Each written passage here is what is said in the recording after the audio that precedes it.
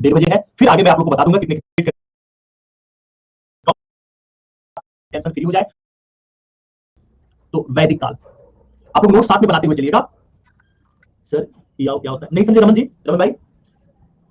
SKG art and culture systematic चलेगा ना, जैसे ये वैदिक काल चल रहा है, मध्यकाल आएगा, आधुनिक कंप्लीट, और ये जैसे ये तीनों पार्ट कंप्लीट होगा उसके बाद आर्ट एंड कल्चर। यहां पर आपके एग्जाम तक यही सिस्टमैटिक तरीके से मैं कराऊंगा, कंप्लीट हो जाएगा। क्योंकि देखिए मेरे भाई, आप लोग भी उत्तर वैदिक काल करना है जी, बिल्कुल सही आपने बताया। देखिए आप लोग भी जो था, हम लोग की मजबूरियों को तो समझिए। महीने में 10 घंटा मुझे मिला है स्पेशल क्लास में पढ़ाने के लिए, तो 10 घंटे में मेरे से जितना हो मैं 15 घंटा भी कर देता हूं, लेकिन कंप्लीट करवाता हूं, ऐसा नहीं है कि नहीं करवाता हूं। और आप देखिए जो भी कोर्स मैं स्टार्ट किया हूं उसको फुल एंड फाइनल कंप्लीट करवाने के बारे में मैं अभी भी अग्रसर हूं, मैं कंप्लीट करवा रहा हूं, ये नहीं कि मैंने रोक दिया है, और मैं करवाऊंगा कंप्लीट। बस आप लोग का विश्वास होना चाहिए और क्लास को अच्छे तरीके से आप लोग को देखना पड़ेगा, तब जाके मुझे भी बेनिफिट मिलेगा कि हाँ मैं जो करा रहा हूं मैक्सिमम बच्चे जो होते हैं उसको उनको चाहिए तो ज्यादा से ज्यादा कोर्सेज में लेकर आऊंगा, क्लासेज लेकर आऊंगा। अगर हम लोग वैदिक काल देख रहे थे तो वैदिक काल को हमने 2 पार्ट में डिवाइड किया था। एक काल कौन सा है वैदिक काल में, तो वो है ऋण वैदिक काल। कौन सा है? ऋण वैदिक काल। और दूसरा आपका कौन सा है? उत्तर वैदिक काल। उत्तर वैदिक काल, यही 2 पार्ट में है ना, एक ऋण वैदिक काल और दूसरा कौन सा? उत्तर वैदिक काल। हम लोग लास्ट क्लास में ऋण वैदिक काल के बारे में पढ़े और हम लोगों ने क्या क्या देख लिया, इसकी राजनीतिक स्थिति हम लोग के द्वारा कंप्लीट हो गया। ठीक है, इसकी राजनीतिक स्थिति हम लोग का कंप्लीट हो गया जी, बता दे रहा हूं रमन जी, फिर से मैं बता दे रहा हूं। दूसरा, इसकी सामाजिक स्थिति हम लोग का कंप्लीट हो चुका है, और ऋण वैदिक काल का आर्थिक स्थिति भी हम लोग का क्या हो चुका है? कंप्लीट हो चुका है। अगर हम लोग का ये तीनों का तीनों पार्ट कंप्लीट हो चुका है, अर्थात ऋण वैदिक काल हम लोग का फुल एंड फाइनल कंप्लीट हो चुका है, अब हमें यहाँ पर उत्तर वैदिक काल को पढ़ना है। और उत्तर वैदिक काल में भी हम लोग को कौन कौन सा चीज पढ़ना है? तो सबसे फर्स्ट हम लोग को पढ़ना है राजनीतिक जीवन। कौन सा पढ़ना है? कि उत्तर वैदिक काल में लोगों का राजनीतिक जीवन कैसा था, उत्तर वैदिक काल के लोगों की सामाजिक स्थिति कैसी थी, और इनकी सामाजिक स्थिति कैसी थी। और तीसरे पॉइंट में हम लोग को पढ़ना है कि इनका आर्थिक जीवन कैसा था। ठीक है, ऐसे लोगों का आर्थिक जीवन कैसा था। जब हम लोग इन तीनों पॉइंट्स के बारे में पढ़ लेंगे और तीनों का तीनों हम लोग का कंप्लीट हो जाएगा, अर्थात तभी हम ऋण वैदिक काल के लोगों का और उत्तर वैदिक काल के लोगों का, इन दोनों लोगों के बारे में हम लोग डिफरेंस कर सकते हैं कि दोनों में अंतर क्या था, अंतर के बिंदु क्या थे। एक सिंपल सा तो चीज आप लोगों को पता जरूर चल गया है कि ऋण वैदिक काल में लोग अभी भी खाना बदोश थे और खाद्य संग्राहक थे, मतलब भोजन की तलाश में वह जंगलों में दूर दूर भटकते रहते थे। और वहीं पर जब हम लोग उत्तर वैदिक काल में आते हैं तो उत्तर वैदिक काल में ये आकर क्या हो चुके थे? स्थापित हो चुके थे। तो पहले हम लोग उत्तर वैदिक काल के राजनीतिक जीवन को हम लोग देख लेते हैं, इसके बारे में अब आप लोग यहां पर हेडिंग डालिएगा, उत्तर वैदिक काल। कौन सा? उत्तर वैदिक काल। उत्तर वैदिक काल में सबसे फर्स्ट क्वेश्चन आप ही लोग बताइएगा, इसका समय कब से कब तक माना जाता है, और हम लोग इसमें क्या पढ़ेंगे? राजनीतिक स्थिति। हम लोग इसमें पढ़ने वाले हैं राजनीतिक जीवन। अभी तक किसी का भी आंसर नहीं आया, जबकि मैंने आप लोगों को बताया हुआ था कि 1000 बीसी से लेकर 600 बीसी तक का समय पीरियड जो माना जाता है, जो काल माना जाता है, वो किसका है? तो उत्तर वैदिक काल का है। राजनीतिक स्थिति, अगर हम लोग इसकी राजनीतिक स्थिति पर नजर डालते हैं तो इस काल में लोहे के माध्यम से लोहे का खोज किया जा चुका था, और जब भी इस समय के लोगों के पास लोहा आया तो इनके जनजीवन में बहुत ही ज्यादा विभिन्नता देखने को मिल जाती है। जैसे हम ये बोल सकते हैं, लिख लेना यहां पर, कि लोहे के माध्यम से इस काल में लोहे के माध्यम से विभिन्न परिवर्तनों का आरंभ होता है। विभिन्न परिवर्तनों का आरंभ होता है। जब जनजीवन में लोहे का समय आ गया, लोहे की खोज हो चुका, तो अब फसल करना भी उपयोगी हो जाएगा, हथियारों को बनाना भी उपयोगी हो जाएगा, रथों को भी आकार देने, यानी कि एक प्रकार से जीवन में क्या जा रहा है? मजबूती आ जा रहा है। तो जो पहले जन थे, जन के बारे में मैंने आप लोगों को बताया था ना, जन के बारे में मैंने आप लोगों को बताया था कि जो कबीले होते थे, कबीले में जितने भी व्यक्ति हुआ करते थे वही लोग क्या कहलाते थे? जन कहलाते थे। और यही जो जन है, किसमें आप परिवर्तन हो गए? जनपद में। किसमें हो गए? तो जनपद में हो गए। तो जो पहले ऋण वैदिक काल में जन कहलाते थे, अब वह उत्तर वैदिक काल में आने के बाद क्या कहलाने लगे? जनपद कहलाने लगे। अब देखिएगा, जो जन में एक आपने सुना, आपको मैंने बताया था कि एक मैंने आप लोगों को समझाया था कि एक राजवंश था, राजवंश का क्या नाम था, या एक जन था जिसका नाम क्या था? भरत। भरत। और दूसरा एक और जन था जिसका नाम क्या था? कुरु। मैंने सभी जनों का नाम लिखवाया हुआ है, एक बार जन वाला क्लास आप लोग जरूर देखिएगा, वहां पे ऋण वैदिक काल का थोड़ा सा टिपिकल है। इसके बाद तो हम लोग कहानियों में आ जाएंगे ना। नमस्कार जी, कोई बात नहीं है, लिखे तो अभी जस्ट स्टार्ट हुआ है। ठीक है, इसके बाद हम लोग कहानियों में आ जाएंगे और कहानियां सबको अच्छी लगने लगेंगी। जब हम लोग मौर्य साम्राज्य पढ़ेंगे या हम लोग बौद्ध धर्म के बारे में पढ़ेंगे तो वो तो सभी को अच्छा लगेगा। अच्छा लगता कहां पे नहीं है, ये सब यही एक ऐसा टॉपिक है इतिहास में जहां पे बच्चे बोर होने लगते हैं, लेकिन अगर समझोगे ना तो बोर नहीं हो पाओगे। जैसे मैंने बताया कि जो जन है, अब वो जन किस में परिवर्तन हो गया? जनपद में हो गया। एक लाइन सिर्फ आपके माइंड को हो जाना चाहिए कि उत्तर वैदिक काल में जनपद में परिवर्तन हो गया। और जो ऋग्वेद में भरत जन था और जो पूर्व कबीला था, भरत कबीला और पूर्व कबीला, ये दोनों के दोनों जो कबीला है ना, ये आगे चलकर परिवर्तन हो जाते हैं। और ये किस नाम से? ये पूर्व, और ये किस नाम से जाने जाने लगे? तो कुरु जनपद के नाम से जाने लगे। मतलब जैसे ही इनकी संख्या बढ़ा, ये जनपद दोनों मिलकर एक नया जनपद का निर्माण कर लिए, किस नाम से? कुरु जनपद के नाम से जाने लगे। वहीं पे हम लोग देखते हैं एक और जनपद जिसका नाम क्या है? तुर्वस, और एक है कृवि। ये दोनों का दोनों जन मिलकर पंचाल जनपद के नाम से जाने लगे। ठीक है, अब यहां पे इस पॉइंट पे आप लोगों को नजर रखना है। अगर बाय द वे आप लोगों को, हाँ, अगर बाय द वे आप लोगों से कभी भी पूछा जाए कि कुरु जनपद कौन कौन से जन से मिलकर बना हुआ था, तो भारत और कुरु। और दूसरा अगर पूछा जाए कि तुर्वस और कृवि, ये दोनों जन मिलकर एक नए जनपद का निर्माण किए थे, और वह जनपद कौन सा कहलाया था? पंचाल जनपद कहलाया था। यही उत्तर वैदिक जो काल है ना, उत्तर वैदिक काल है। इसी उत्तर वैदिक में सबसे प्रथम बार, यानी कि सर्वप्रथम राष्ट्र शब्द का उल्लेख किया गया है। किसका? तो राष्ट्र शब्द का उल्लेख है। तो जो कुरु थे, जो उत्तर वैदिक काल है, उत्तर वैदिक काल में ही भारत में सबसे प्रथम बार राष्ट्र शब्द का उल्लेख किया गया। जी जी जी, महाभारत वाले सारे, अब यहीं से उसका रुख जो था शुरू होगा। नमस्कार जी लव शर्मा जी।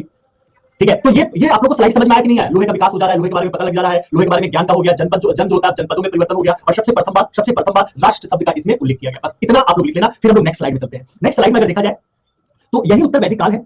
उत्तर वैदिक काल पहले राजा का चुनाव कैसे होता था बताइए तो आप लोग? जब मैं ऋण वैदिक काल पढ़ाया था उसमें मैंने आप लोग को ये बताया कि जो कबीलाओं का प्रमुख होते थे, जो शक्तिशाली हुआ करते थे, वह क्या हो जाते? राजा हो जाते। अगर कोई दूसरे कबीला वाले हैं वह चुनौती पेश करते तो उनको चुनौती को एक्सेप्ट करना पड़ता, युद्ध करना पड़ता, और फिर उस युद्ध में जो जीत जाता, मल्ल युद्ध होता था, यानी कि एक दूसरे को उठापटक करने वाला युद्ध होता, और उस युद्ध में जो जीत जाता वह क्या होता? राजा बन जाता।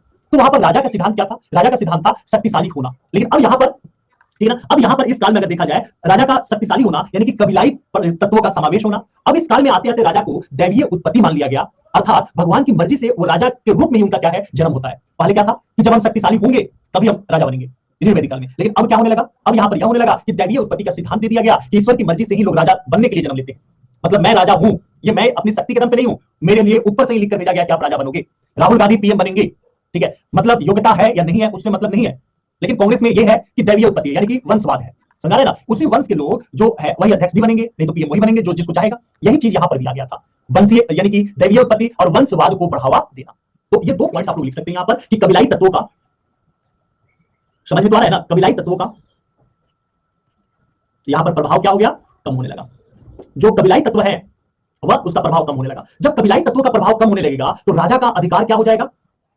राजा के अधिकार में वृद्धि होने लगेगा। पहले जो उनको बार बार चुनौतियां मिलने के कारण उनको युद्ध करना पड़ता था, अब उस चुनौतियों की क्या हो जाएगी? समाप्ति होने लगेगी, चुनौतियां कम होने लगेंगी। इसलिए अब इनका अधिकार क्षेत्र भी क्या होने लगेगा? बढ़ने लगेगा। और अब राजा को यहां पर राजा को दैवीय उत्पत्ति के सिद्धांत को मान लिया जाएगा। राजा की दैवीय उत्पत्ति का सिद्धांत दिया गया। ठीक है, अगर दैवीय उत्पत्ति का सिद्धांत दिया जा रहा है तो हम सीधा बोल सकते हैं ना कि वंशानुगत कर दिया गया। अब यहां पर आने पर राजा क्या होने लगे? वंशानुगत होने लगे। क्या आप लोगों ने अंतर स्पष्ट किया ऋण वैदिक काल में राजा की स्थिति और उत्तर वैदिक काल में राजा की स्थिति? वो लोग कैसे बनाते होंगे? और इस काल में राजा की योग्यता भी कम होगी। जी हाँ, योग्यता, जैसे अभी देखो ना, अभी वर्तमान समय में आप देखते हो तो नेताओं की योग्यता में कमी है या नहीं है? ठीक है, एक बहुत अच्छा एक मैसेज आया हुआ था, मैंने भी उसको पढ़ा व्हाट्सएप पे कि अगर अगर जो है ये नेता जितने भी हैं, अगर इनकी योग्यता निर्धारित नहीं है, ठीक है, अगर ये जो जैसे अगर कोई पद नहीं है, विधायकी का, एमएलए का, ये सब कोई पद नहीं है, तो फिर पेंशन क्यों देना और सैलरी क्यों देना? और अगर ये कोई पद है तो इसके लिए योग्यता होना चाहिए। हमारे कॉन्स्टिट्यूशन में उस समय योग्यता को निर्धारित नहीं किया गया था क्योंकि उस समय एजुकेशन साक्षरता दर बहुत ही कम था, और बहुत कम होने के कारण उस समय यह कहा गया था कि चलो कोई बात नहीं है, इसके लिए इसके चुनाव लड़ने के लिए योग्यता की कोई जरूरत नहीं है। लेकिन अब तो हमारी साक्षरता दर बढ़ चुका है ना, तो अब तो वैसे विधायकों को वहां पर ये लिमिट लाना चाहिए ना कि भाई जो होता है एजुकेशन लिमिट कितना होना चाहिए, एजुकेशन होना चाहिए या नहीं। लेकिन उनको ये बात का पता है कि अगर एजुकेशन ला दिए तो हमारे ही बेटे नहीं हो पाएंगे। ठीक है, क्योंकि कोई नाइन्थ फेल है, कोई जो होता है 10th फेल है, तो ऐसे ऐसी चीजें हैं। हाँ, जो बना रहे थे कॉन्स्टिट्यूशन वो एजुकेटेड थे। तो ये सारी चीजें क्या हो गया? राजा का हो गया। अब जो राजा का नाम है ना, यहां समझिए, लिखिएगा। अब आप लोग स्लाइड एक छोटा सा यहां करके डालिएगा, राजाओं के विभिन्न नाम। ठीक है, और विभिन्न नाम किसके द्वारा होता था? तो उनकी दिशा प्लस क्षेत्र के आधार पर, तो उनकी दिशा और क्षेत्र के आधार पर उनके नाम दिए जाते थे। ठीक है, अब इनको जो होता है समझिएगा, इस लाइन को आप लोग समझने का ट्राई कीजिएगा। जैसे मैंने यहां पर चारों जो होता है दिशा दे दिया, ये वाला पार्ट कौन सा है? ईस्ट है। ये वाला पार्ट जो होता है कौन सा है? नॉर्थ है। ये साउथ है, और ये वाला वेस्ट है। मैंने चारों दे दिया। जो ये मध्य प्रांत में कबीला था ना, मध्य प्रांत में वहां के कबीला के जो प्रमुख हुआ करते थे उनको क्या बोला जाता था? राजा। यहाँ के जो जनपद हुआ करते थे मध्य प्रांत के, हम यहाँ पर लिख सकते हैं कौन सा? मध्य क्षेत्र। तो जो मध्य क्षेत्र के होते थे उनको क्या बोला जाता? राजा बोला जाता। लेकिन जो पूरब के होते थे, अगर कोई जनपद है जो पूरब का है, तो पूरब वालों को किस नाम से जाना जाता था? तो सम्राट के नाम से। आपने नाम सुना है सम्राट अशोक? ठीक है, यही नाम, ठीक है ना? तो यहाँ के लोगों को किससे? तो सम्राट के नाम से जाना जाता। लेकिन अगर कोई पश्चिम का है जनपद, कोई जनपद पश्चिम में है, तो इस जनपद के जो प्रमुख हुआ करते थे उनको क्या बोला जाता है? सौराट। सौराट क्या बोला जाता? तो सौराट बोला जाता था, वही उनके प्रमुख को। ठीक है, फिर अगर उत्तर में है, उत्तर में है तो उत्तर वाले को किस नाम से बोला जाता? तो विराट के नाम से जाना जाता था। किस नाम से जाना जाता था? विराट के नाम से जाना जाता। और अगर वह दक्षिण में है तो दक्षिण के जनपद के प्रमुख को क्या बोला जाता था? तो भोज के नाम से जाना जाता था। आपने सुना है ना, कहां राजा भोज कहां गंगोत्री? तो यही है, दक्षिण वाले किस नाम से? तो भोज के नाम से जानते थे। ठीक है, अगर हम लोगों से यह पूछा जाए कि कोई ऐसा राजा है जो पूरब का भी, उत्तर का भी, पश्चिम का भी और दक्षिण का भी, अर्थात हम एक शब्दों में कह सकते हैं कि चारों दिशाओं का राजा, जो चारों के चारों दिशाओं का राजा होता था, उसको किस नाम से जाना जाता था? तो उसको बोला जाता था एक राट। किस नाम से पुकारा जाता था? तो एक राट के नाम से पुकारा जाता। ये आप लोग अपने से एक बार जरूर याद करना, अपने माइंड पे बैठा लेना इसको। मैंने क्या क्या बताया? पूर्व में सम्राट, उत्तर में विराट, पश्चिम में एकराट, सौराट और आपके दक्षिण में भोज। ये दो नाम तो आप लोग को याद हो गया। मध्य वाले प्रांत में क्या होगा? राजा। और चारों के चारों प्रांतों में है, तो चारों दिशाओं को मिलाने के बाद वो किस नाम से जाने जाते थे? तो एकराट के नाम से जाने जाते थे। इनका नामकरण था, ये इनका यह नाम था। दिशा और क्षेत्र के आधार पर इनका अलग अलग नाम दिया गया था। फिर बाद में चलकर हम लोग यह देखते हैं कि वंशवाद के द्वारा उनका नाम दिया जाने लगा था। जैसे अगर हम लोग देखें, ठीक है, तो नंदीवंश, मगध में हम लोग सुनते हैं ना नंदीवंश के बारे में, या महापद्म नंद। तो जो नंदी वंश है या महापद्म नंद है, तो ये दोनों के दोनों किस प्रकार से चारों दिशाओं में उन लोगों ने अपना अधिकार किया हुआ था, तो एक राट के नाम से जाने गए। वो चारों के चारों दिशाओं में था, तो एक राट था ये। हाँ हाँ, इसके आगे ये एक नाम है, मतलब जैसे होता है ना सरनाम, तो ये नाम है, इसके आगे राजा का नाम लगता था। जैसे सम्राट अशोक, नाम सुने ना, जो होता है भोज, राजा भोज। तो एक तो राजा भोज के नाम से फेमस हुए, बाद में जो होता है राजाओं के बाद में यह नाम रखा जाने लगा था। तो इस प्रकार से राजा जिस क्षेत्र में होते थे, उस क्षेत्र में उनका यह नामकरण किया जाता था। क्या समझ में आया आप लोगों को? यह दिक्कत हो रहा है कोई? समझ में तो आ रहा है ना? अच्छा लग रहा है ना? अब थोड़ा थोड़ा अच्छा लगने लगेगा। चलिए, क्योंकि हमें पता है कि आप लोग को वो चीज अच्छा लगता है जो आप लोग पढ़े हुए रहते हैं। लिख लीजिएगा, जैसे प्रमुख राजा, कुछ राजाओं के बारे में हम लोग जान लेते हैं। तो प्रमुख राजा, जैसे एग्जांपल में अगर मैं आपको देता हूं कैके, तो कैके वंश के कौन से हैं प्रमुख राजा इस समय? आपके उत्तर वैदिक काल में प्रमुख राजा कौन कौन से रहे? तो कैके वंश में रहते हैं, जिनका नाम क्या है? अश्वपति। इन सब राजाओं का नाम हमें देखने को मिलता है। काशी जनपद में हम लोग देखते हैं, काशी जनपद में, तो काशी जनपद में हमें इसी समय किसका नाम सुनने को मिलता है? अजातशत्रु। अजातशत्रु। वहीं पे हम लोग विदेह के राजा को अगर देखते हैं, तो आप लोगों ने राजा का नाम सुना है क्या? राजा जनक। राजा जनक। और यहीं पे अगर हम लोग देखते हैं कुरु वंश, तो कुरु का भी नाम आप लोगों ने सुना है महाभारत में। तो कुरु जनपद के बारे में देखा जाए, तो यहाँ के जो राजा थे, क्या नाम था? उद्दालक अरुणी। तो उद्दालक अरुणी इनका क्या रहता है? नाम रहता है कुरुवंश का। और फिर यहीं पे महाभारत का एक और नाम आप लोगों के लिए सबसे ज्यादा फेमस मिलेगा, पंचाल। सुना है ना आप लोगों ने? पंचाल जनपद। अगर पंचाल जनपद को देखे जाए, तो यहाँ के जो प्रमुख जो राजा हैं, उनका कौन सा नाम मिलता है? प्रवाहर, जावली। ये सब नाम मिलता है। एक आप लोगों को पंचाल के बारे में याद रखना है, हमेशा अपने माइंड में रखिएगा पंचाल के बारे में, कि सबसे ज्यादा उत्तर वैदिक काल में सबसे ज्यादा विकसित, यानी कि सर्वाधिक विकसित कौन सा जनपद था? जितने भी हमें जनपद, हाँ सीताजी का पिताजी का, तो पंचाल है। तो पंचाल सबसे ज्यादा विकसित, यही पंचाल में सपनी, यही क्या था ना?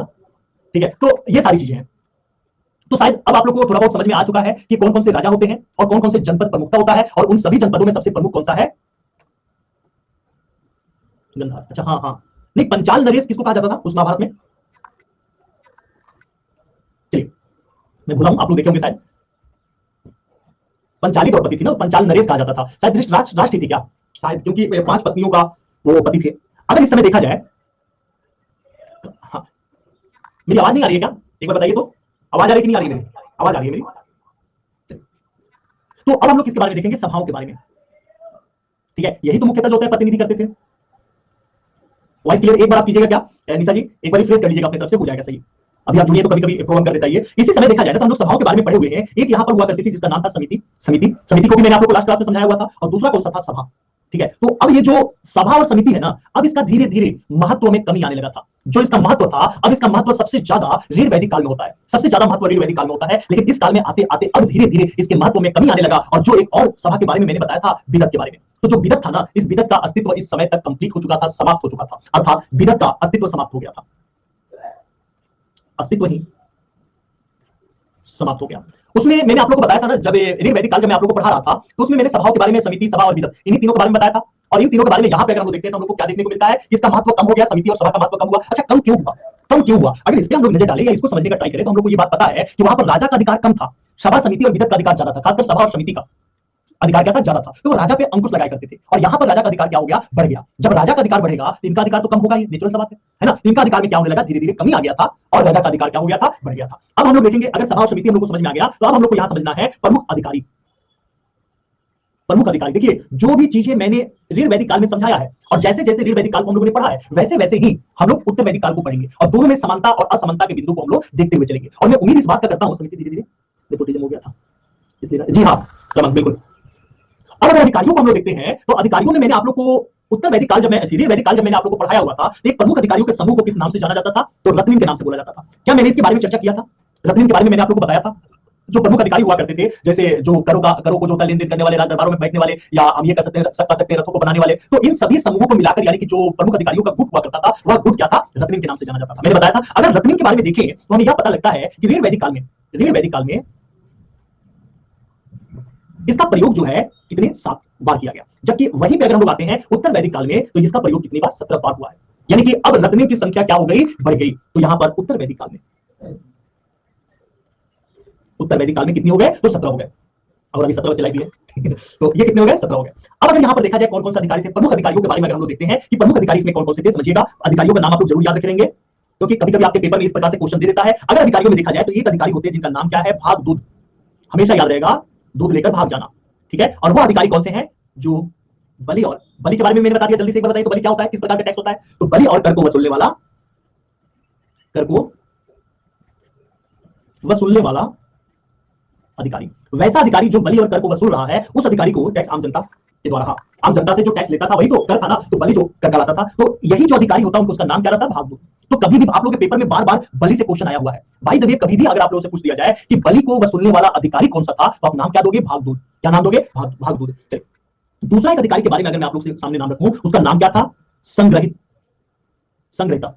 तो जो संग्रहित अधिकारी था, या बलि और जो कर था उसको उसका संग्रह करने वाला, जनता से तो वसूल कर ला दिया और लाकर जिसके पास देगा और उसको जो संग्रहित करने का कार्य करेगा, वही उसी का नाम क्या होगा, संग्रहित होगा। तो ये अधिकारी था, आप लिख सकते हैं, बलि और कर का संग्रह करने वाला।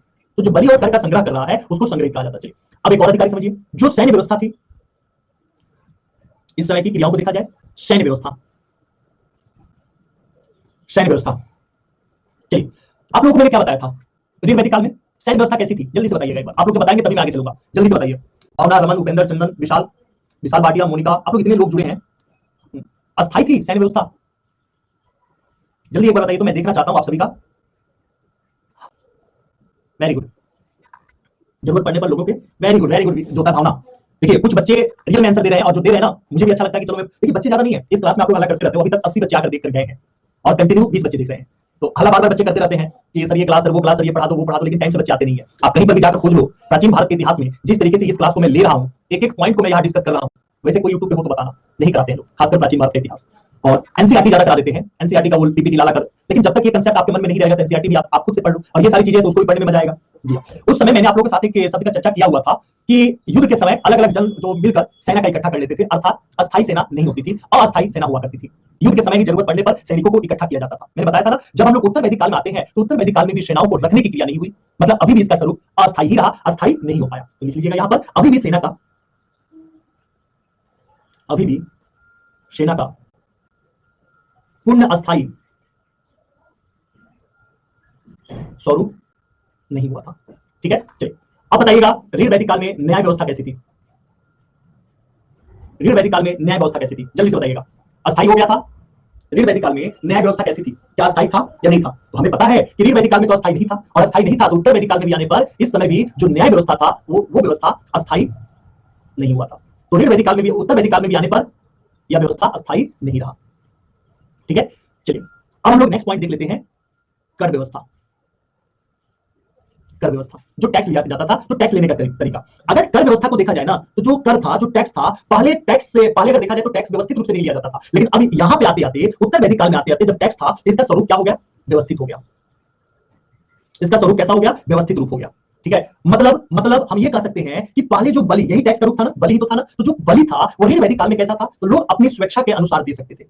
ये था कि आप अपनी स्वेच्छा से कुछ टैक्स को राजा के पास जमा कर दीजिए, स्वेच्छा पर था कि आपके पास जो हो वो जमा कीजिए। कभी कभी आप लोगों ने मूवी में देखा हुआ है ना कि राजा अपना बर्थडे मना रहे हैं तो तराजू पे बैठे हैं और जनता आकर कुछ ना कुछ जो होता है दूसरे साइड में डाल रही है। ये प्रक्रिया उस समय तक चलता जब तक एक समय वहां पे हीरे जवाहरात की मात्रा नीचे आ जाता और राजा ऊपर उठ जाते।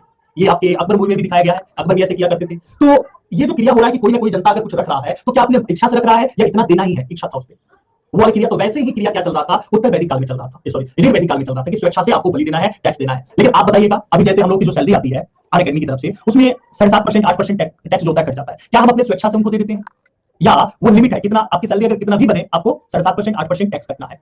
तो ये क्या हो गया है, अस्थायी हो गया है। मतलब इस समय जो उत्तर वैदिक काल में देखा जाए तो जो बलि था, अब यह बलि क्या हो गया, अस्थायी हो गया कि अब आपको देना ही देना है। और पहले क्या था, स्वेच्छा में था। राजा को अब यहीं पर अगर देखा जाए तो राजा को बिस्मता कहा गया।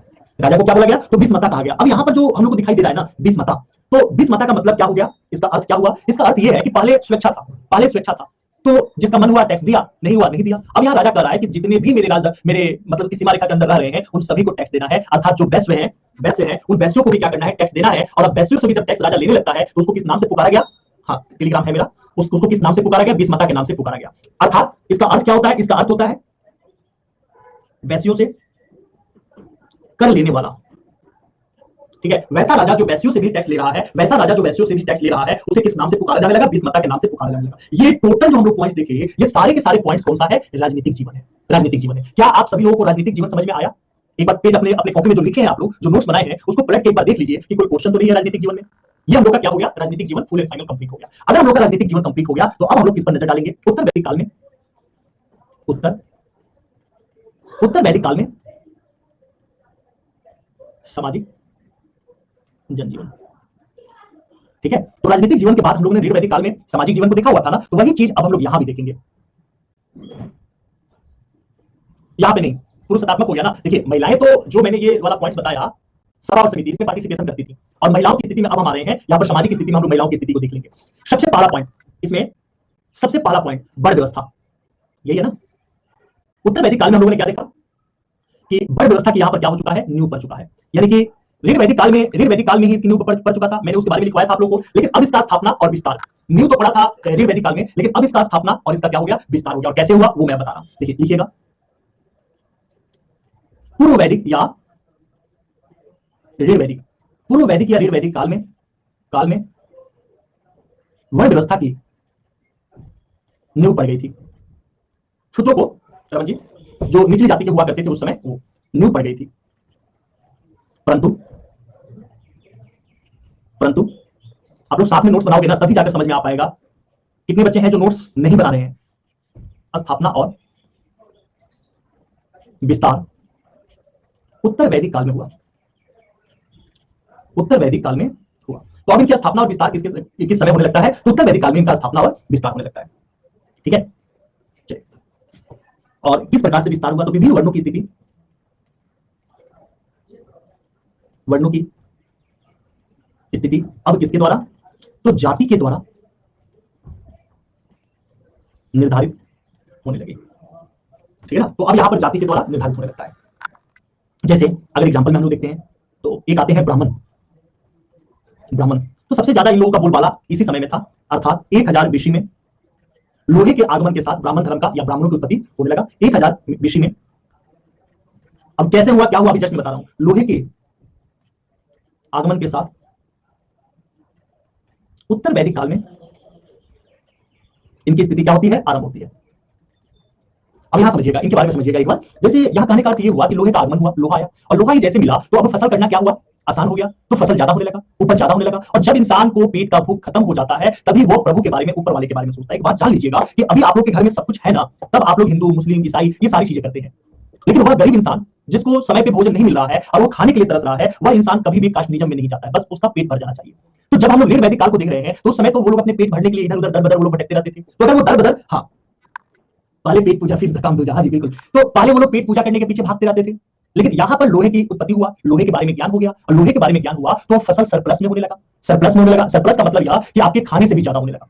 तो जब खाने से ज्यादा होने लगा, इधर उधर जाने की आवश्यकता ही जब आपको नहीं पड़ रहा है, तो आप क्या करोगे, अब यहाँ पे प्रभु का, ऊपर वाले के ध्यान आएगा। तो ऊपर वाले का जब ध्यान आएगा तो अब ये जो पंडित जी हैं, जो ब्राह्मण देव हैं, ये बताते हैं कि आप अपने फसल को और भी उपज को बढ़ा सकते हो, और इसके लिए आपको क्या करना पड़ेगा, यज्ञ करना पड़ेगा। तो यहां से कर्मकांड वाला और यज्ञ क्रिया की भी क्या है, बढ़ोतरी होने लगता है, यज्ञ भी होने लगता है। और अब यहां से ब्राह्मण का वर्चस्व इन सभी कास्टनिज्म पे हावी होने लगता है। तो हम इसके बारे में बोल सकते हैं कि जब लोहे का आगमन हुआ, ठीक है, जब लोहे का आगमन से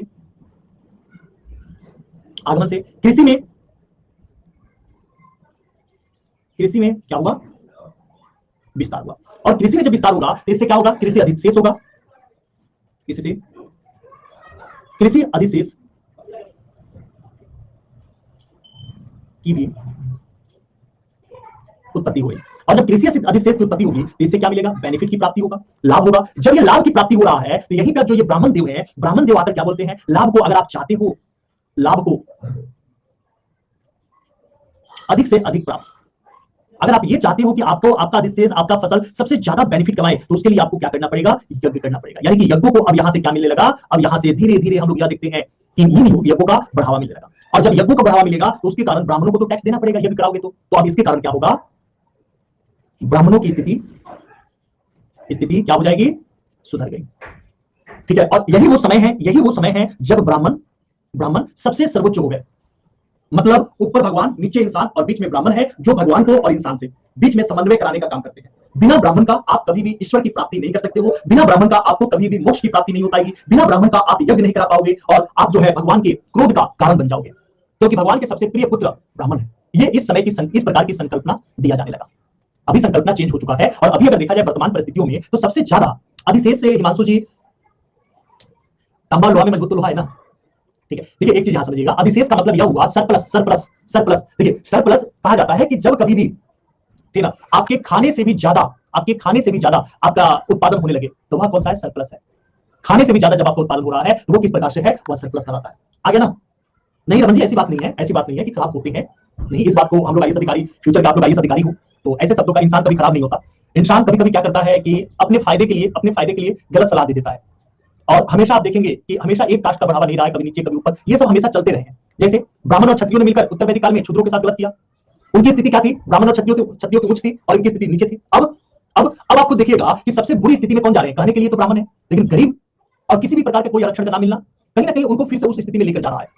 आप इस बात को ध्यान दीजिएगा। मेरे साथ ही एक बात बता रहा हूं, ठीक है, मेरे साथ ही एक फ्रेंड है मेरे, और वो आईएएस की तैयारी कर रहे हैं, ऐसे है वो, ठीक है। तो मेरे फ्रेंड है, आईएएस की तैयारी कर रहे हैं, और उनके जो भाई हैं वो कोई कंपनी चला रहे हैं, और कंपनी में बहुत पैसा, अभी दिल्ली में उन्होंने 1 करोड़ के करीब में फ्लैट लिया। अब बताइएगा कि मनी की कोई प्रॉब्लम नहीं है, ठीक है, और वो अपनी गाड़ी से जो होता है कोचिंग में आ रहा है, फोर व्हीलर से आ रहे हैं, लेकिन कोचिंग भी अच्छा हाई फाई कर रहा है लड़का वो, लेकिन है क्या? एससी। तो उनको आरक्षण मिलेगा, जो आरक्षण है वो तो मिलेगा, लेकिन आप उसी को देखिएगा, उसी एससी कास्ट में भी कुछ ऐसे भी बच्चे होंगे जिनके पास खाने के लिए भी पैसे नहीं होंगे, लेकिन सपने आईएएस बनने का है। तो जब आरक्षण एससी वाला मिलेगा, तो जो ऊपरी जाति वाला आरक्षण है और जो नीचे का लड़का है, दोनों को इक्वली मिलेगा ना? इक्वली मिलेगा ना? तो क्या जो आरक्षण दिया गया वो क्या दोनों के लिए इक्वली दिया गया? नहीं ना, यहां भी क्या हो गया? भेदभाव हो गया। तो ऐसा होना चाहिए कि अगर एससी को भी अगर आरक्षण दिया जा रहा है, तो जो ऊपरी लेवल वाला एससी है उनको हटा देना चाहिए, ठीक है, तब जाकर इक्वली हो पाएगा। नहीं तो स्थिति फिर से हम लोग वैदिक काल वाले में ही आ रहे हैं कि एक कास्ट ने दूसरे कास्ट को, या एक व्यक्ति ने दूसरे व्यक्ति का शोषण किया, तो आज उसका बदला दूसरे कास्ट के द्वारा लिया जाएगा। तो ये तो सिस्टमैटिक चलता रहेगा। सर हमारे प्रेसिडेंट रामनाथ कोविंद, अच्छा, जी क्यों नहीं, हाँ, तो वही क्रीमी लेयर को हटाना चाहिए। इस समय क्या होने लगा? ब्राह्मण अपने सर्वोच्च पद पे होने लगे, और ब्राह्मणों के बाद, इनके बाद अगर देखा जाए तो कौन से पद की, मतलब कि कौन से कास्ट जो है प्रमुख होने लगा? इसके बाद देखा जाए तो जो क्षत्रिय थे ना, इन क्षत्रियों की क्या होने लगी? प्रमुखता मिलने लगी। तो अब यहां पर ब्राह्मण और क्षत्रिय ये दोनों क्या होने लगे? प्रमुख होने लगे, ठीक है।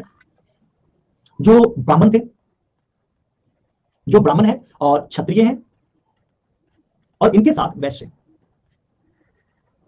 इन तीनों कास्टों को मिलाकर किस नाम से पुकारा जाने लगा था? इनको बोला जाता था द्विज। क्या बोला जाता था? द्विज। और द्विज, और इन्हीं तीनों का, इन तीनों का उपनयन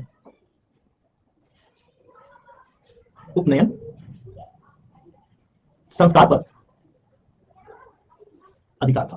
देखिए, मतलब आप लोगों ने कर्ण का नाम सुना है ना, जो सबसे दानवीर कर्ण, महाभारत में कुंती का सबसे पहले पुत्र के बारे में, तो आप लोगों ने ये भी सुना होगा, या एकलव्य के बारे में भी, कि क्षुद्र जाति के वो थे, तो जब वो गुरु के पास पढ़ने गए, करता ब्राह्मण थे, अपने बारे में करते थे, नेता लोग करते हैं। हाँ जी बिल्कुल, आप कर सकते हैं। भारत में अगर देखा जाए नेताओं की स्थिति बहुत बुरी है, बहुत ज्यादा, और हम लोग और आप लोग जैसे पढ़े लिखे लोगों का बागडोर है उन्हीं नेताओं के हाथ में है। कभी कभी आश्चर्य होता है कि देश का बागडोर उनके हाथ में दिया जाता है। जो बता रहा हूं, 2014 में बिहार एसएससी का फॉर्म में उसके ऐसे अगर सरकार तो बच्चों का भविष्य कहां जाएगा? सब कुछ करो, बच्चों के भविष्य के साथ मत खेलो, क्योंकि फ्यूचर यही है, ठीक है। तो यहां पर इनको क्या बोलने लगा था? द्विज। आप लोगों ने एकलव्य का नाम सुना होगा, तो एकलव्य के बारे में ये भी कहानी आप लोगों ने सुना होगा कि उनको जब वो गुरु के पास ज्ञान लेने गए थे तो उनको ज्ञान नहीं दिया गया। चाहे ये सब भी आप लोग सुनते होंगे कि जो क्षुद्र जाति के लोग थे उनको किताबों को पढ़ने का, वेदों को पढ़ने का अधिकार नहीं दिया गया था। तो ये यहीं से शुरुआत हो जा रहा है, वेदों को पढ़ने का अधिकार, ज्ञान प्राप्ति का, शस्त्र विद्या का, इन्हीं तीनों को अधिकार था। ब्राह्मण, क्षत्रिय और वैश्य को, जो क्षुद्र जाति वाले थे, उनको अधिकार नहीं दिया गया था। अर्थात क्षुद्र बीज में शामिल नहीं थे, और क्षुद्र जब बीज में शामिल नहीं थे, इनको इन सब चीजों पर अधिकार नहीं दिया गया था। जो वैश्य होते थे, यहां समझ लीजिए, वैश्य, ठीक है, इनको एक नाम से और पुकारा जाता था। इनको क्या बोला जाता था? इनको बोला जाता अनस्य बलिकृत, क्योंकि उस समय संस्कृत का सबसे ज्यादा बोला वाला था ना, यही रीजन है कि संस्कृत में ज्यादा नाम को आप लोग देखने को मिलता है। किस नाम से इनको पुकारा जाता? अनस्य बलिकृत के नाम से पुकारा जाता था। दूसरों को कर देने वाला, इनको क्या बोला जाता? दूसरों को कर देने वाला। नहीं होते थे, नहीं शूद्र नहा सैनिक नहीं हुआ करते थे। इनका काम सिर्फ और सिर्फ जो होता है सेवा करना था, सेवा करना था, ठीक है। तीसरा, देखिए जनसंख्या उस समय बहुत कम था ना, इसलिए, लेकिन आगे आगे इसका रूप चेंज भी हुआ, आगे इसका रूप बहुत चेंज हुआ। इसकी मान्यता को, ये वाली जो चीज है ना, इसको अभी भी परोसा जाता है, जो कि गलत है। शूद्र, ठीक है। चलिए, आपने पूछा है तो आप इसके बारे में लिख लीजिएगा। इनका कार्य अन्य वर्गों की सेवा करना था। आज के इतना जनसंख्या तो नहीं था ना उस समय जनसंख्या तो बहुत कम था, ठीक है, लाखों में होंगे बस। और अगर लाखों में है या तो कुछ कुछ जो था लोगों का डिवाइड किया गया था काम करने, लेकिन जैसे जैसे जनसंख्या बढ़ती गई वैसे वैसे ये सारी विडंबना भी क्या होने लगा, समाप्त होने लगी। तो ये जो क्षुद्र हुआ करते थे, ये क्षुद्र क्या करते थे, इनका कार्य क्या होता था, तो अन्य वर्गों का सेवा करना ही मात्र इनका कार्य हुआ करता था। इसी समय उत्पन्न होता है, नेक्स्ट हेडिंग आप लोग डालिएगा, गोत्र व्यवस्था। किस चीज का? गोत्र व्यवस्था। तो उत्तर वैदिक काल में, ऋण वैदिक काल में गोत्र व्यवस्था की शुरुआत नहीं हुआ रहता है। इसकी जो होता है, इस व्यवस्था की शुरुआत कब होता है? तो इस व्यवस्था की शुरुआत होता है आपके उत्तर वैदिक काल में। तो उत्तर वैदिक काल में गोत्र व्यवस्था, आप देखिए कितनी अच्छी अच्छी चीजों को आप लोग पढ़ रहे हो, स्थापित हुआ। यही तो इतिहास है। इतिहास से आप लोग को अब पूरा ज्ञान मिल जाएगा। एक दो बार जहां आप रिवीजन करोगे आपको पूरा का पूरा ज्ञान मिल जाएगा। इस गोत्र व्यवस्था में मतलब जो शब्द आ रहा है गोत्र, इस गोत्र का मतलब क्या हुआ? इस गोत्र का मतलब है जहां एक ही स्थान पर गौधन को एकत्र किया गया हो, ठीक है। और एकत्र करने वाले लोग एक ही कुल के होते थे। तो एक कुल या कबीला या जन, उसी को क्या कहा जाता था? गोत्र कहा जाता था, ठीक है। यहीं से गोत्र से बाहर, यानी कि आप लोग की शादियां जब होंगी, बहुत सारे बच्चों की शादी हो भी गई होंगी, है ना। तो जब शादियां होंगी तो आप लोग को पता चलेगा कि गोत्र मिलान किया जाता है। अगर गोत्र मिल गया तो कहा जाता है शादी नहीं हो पाएगा, क्योंकि वो आपस में भाई बहन हो गए। तो हमेशा अपने गोत्र से हटके दूसरे गोत्र में शादी करने का प्रचलन है। तो अपने गोत्र से हटकर दूसरे गोत्र में अगर शादी किया जा रहा है तो यह प्रचलन कहां से आया? यह प्रचलन आपके उत्तर वैदिक काल से आता है। यहीं से गोत्र के बाहर विवाह करने की प्रथा चली। यहीं से कौन सी प्रथा चल गई? तो विवाह करने की, अपने से एक गोत्र से बाहर होता है विवाह करने की। सीधा सा आपसे एक क्वेश्चन पूछा जाए कि गोत्र व्यवस्था की शुरुआत कब होता है, क्या उत्तर वैदिक काल में हुआ या ऋण वैदिक काल में, तो आप इसका सामान्य आंसर क्या देना चाहोगे कि देखो उत्तर वैदिक काल में इसका प्रचलन नहीं हुआ, सॉरी ऋण वैदिक काल में इसका प्रचलन नहीं हुआ था, उत्तर वैदिक काल में आने पर इसका क्या है? प्रचलन हुआ था। फिर हम लोग पढ़ेंगे आश्रम व्यवस्था, और आश्रम व्यवस्था को पढ़ने के बाद हम लोग आगे एक एक करके वेदों के बारे में भी हम लोग समझने का ट्राई करेंगे। उसको भाग में नहीं होता है भागी जी सर, समझ गए। चलिए, यहां तक किसी के मन में कोई क्वेश्चन या डाउट्स है क्या? यहां तक फिर हम लोग आश्रम व्यवस्था देखेंगे। तो आश्रम व्यवस्था हम लोग न्यू क्लास में देख लेंगे, नए क्लास में क्लियर है? यहां तक किसी को कोई डाउट्स या क्वेश्चन नहीं है? तो थैंक यू, धन्यवाद क्लास को देखने के लिए और आप लोगों को सपोर्ट के लिए। आज ही आप लोग की क्लास होगी, यहीं पे आप लोग का शेड्यूल मैंने डाल दिया है 1:30 PM।